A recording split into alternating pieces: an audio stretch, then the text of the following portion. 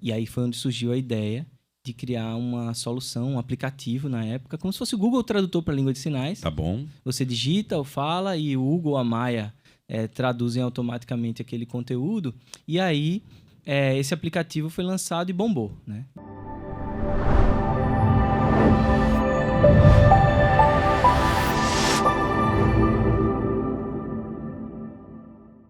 Muito bem, então, senhoras e senhores, nós estamos ao vivo aqui, direto da Tracto Show 2020. E como vocês sabem, a dinâmica desse projeto, não sou eu quem apresento, mas é quem senta no sofá que fala quem é.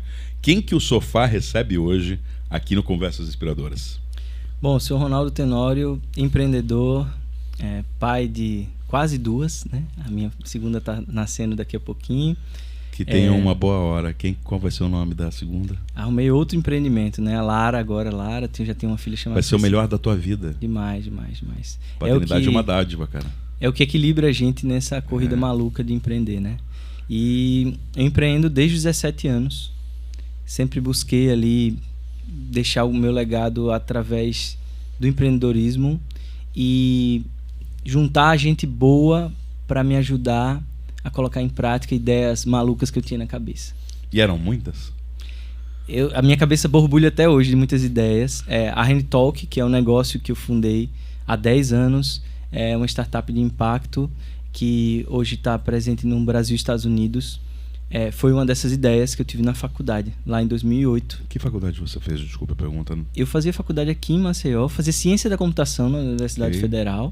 E eu estava num momento de transição de vida, né, querendo saber onde é que meus pontos iriam se unir, né?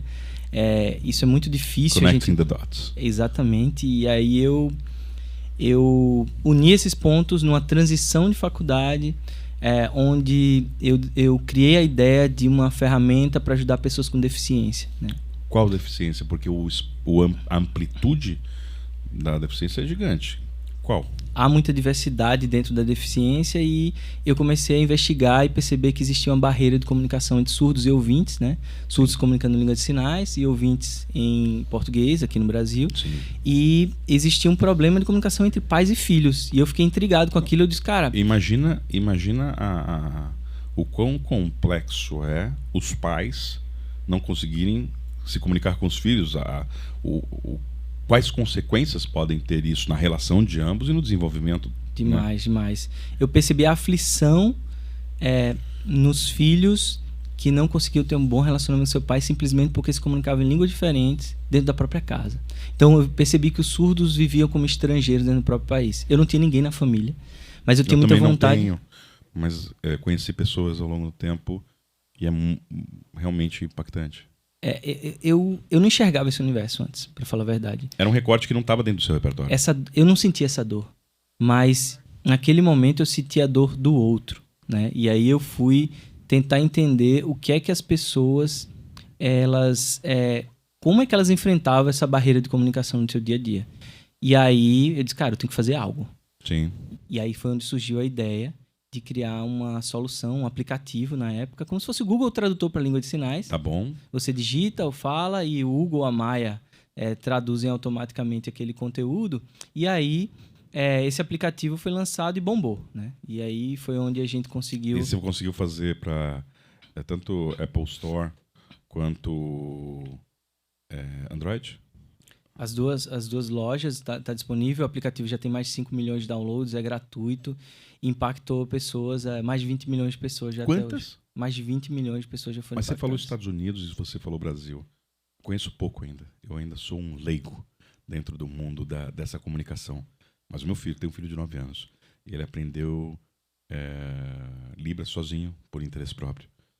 E aí a gente estava se comunicando em inglês em algum momento e falou, não, papai, mas essa língua de Libras ela não é aplicável nos Estados Unidos. Existem dialetos em linguagem de sinais?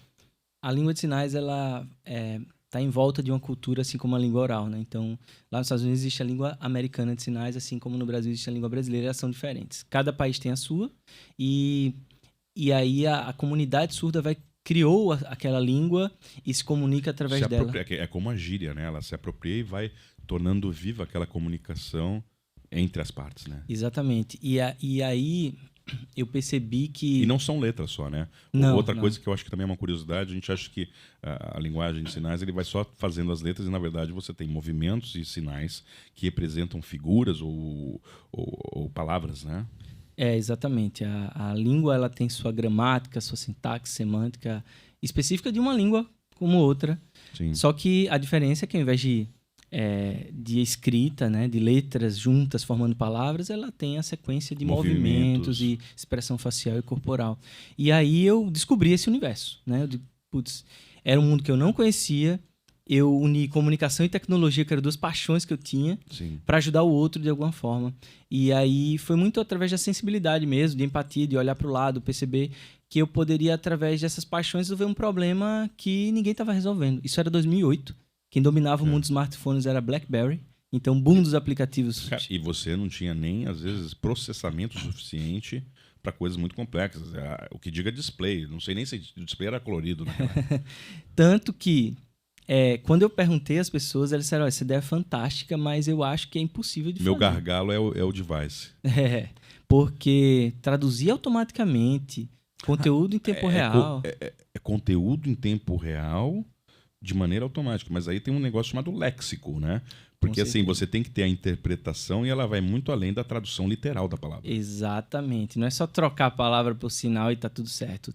A gente tem que fazer uma investigação do contexto de fazer sentido. Exatamente. Então, isso não é fácil não, hein? É muito... Eu não sabia, eu brinco que eu não sabia o tamanho da montanha que eu ia escalar quando eu comecei a escalar. Eu acho que se você talvez soubesse, você talvez não fizesse.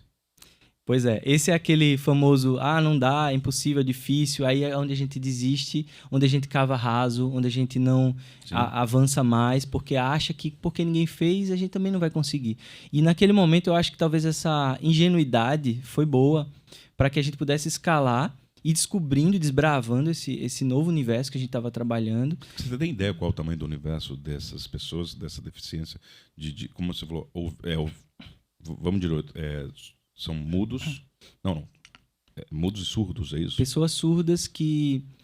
você tem, assim, pessoas com deficiência no guarda-chuva maior. Você entra na deficiência auditiva. São qualquer pessoa que tem alguma perda auditiva. Algum déficit que atrapalha a comunicação. Exato. E aquela pessoa que não ouve, tem a perda profunda, né?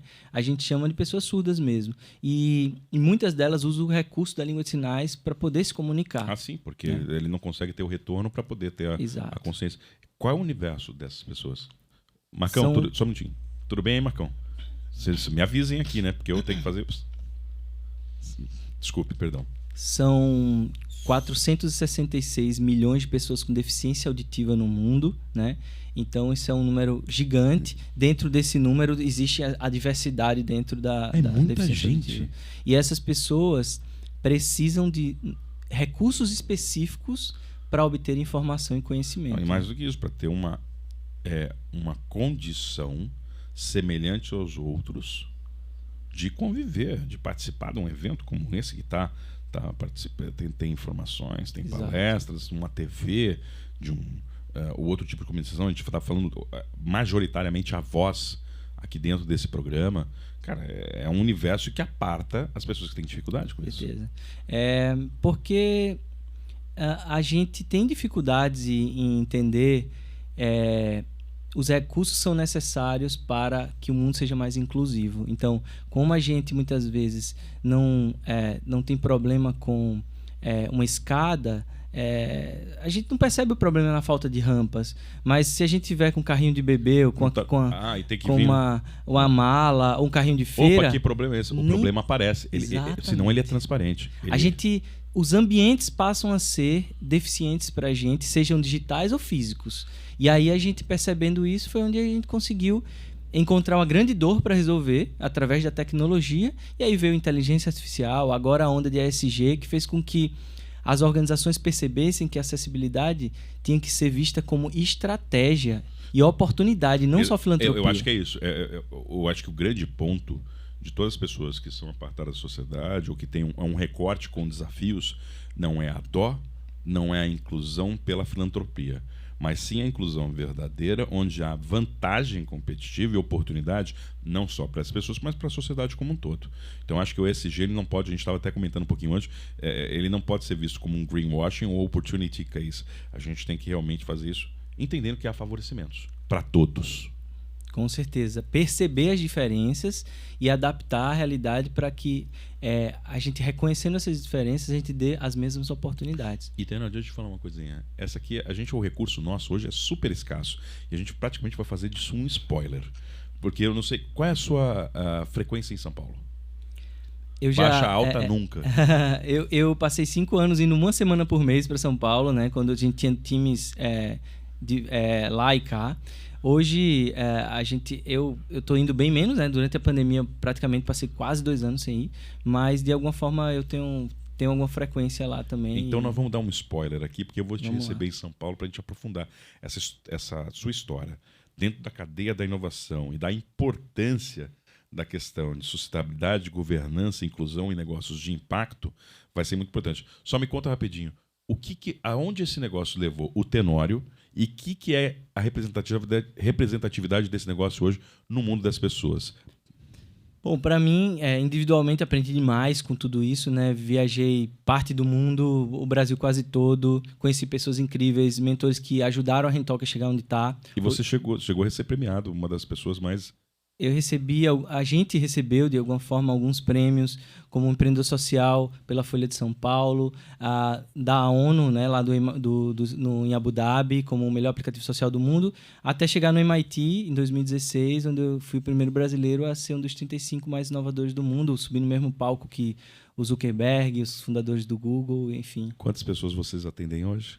Hoje são mais de 20 milhões de pessoas impactadas. A solução corporativa da Rentalk é um plugin para sites, né, onde a gente percebeu que o site estava offline também para essa turma. E são mais de 800 empresas, médias e grandes, geralmente, que têm esse plugin instalado lá. Então, nós vamos conversar depois sobre isso. É um prazer ter nesse sofá pessoas que se importam com a sociedade, agente de mudança, transformação e inclusão. Para muitos outros que fazem parte de um recorte e não, daqui a pouco, não mais, estarão também ajudando ao mundo a ser melhor. Fico muito honrado. Para as pessoas que querem saber de você, onde te encontram, Instagram, LinkedIn, para a gente dar o toque pro pessoal. Vamos lá. Ronaldo Tenório, só basta lá. Ronaldo Tenório e você tá geral. Já tô lá nas redes, compartilhando os aprendizados aí, a trajetória da Rentalk. E quero agradecer com o meu muito obrigado em língua de sinais. Aqui, uma mão na testa, outra no peito, apontando para frente. E espero que vocês aprendam muito mais, porque quando a gente aprende sobre diversidade e inclusão, a gente passa a respeitar muito mais as outras pessoas e a ter um mundo muito mais criativo, bonito e que preserve a relação entre as pessoas. Então aqui, o meu muito obrigado a você e dizer a você que em nome da Tracto Show, em nome da Conversas Inspiradoras, muito obrigado por nos inspirar e por fazer desse Brasil ou desse mundo um lugar melhor para todos. E nós nos encontramos em breve em mais um Conversas Inspiradoras com o Tenório lá em São Paulo. Valeu, pessoal. Pronto.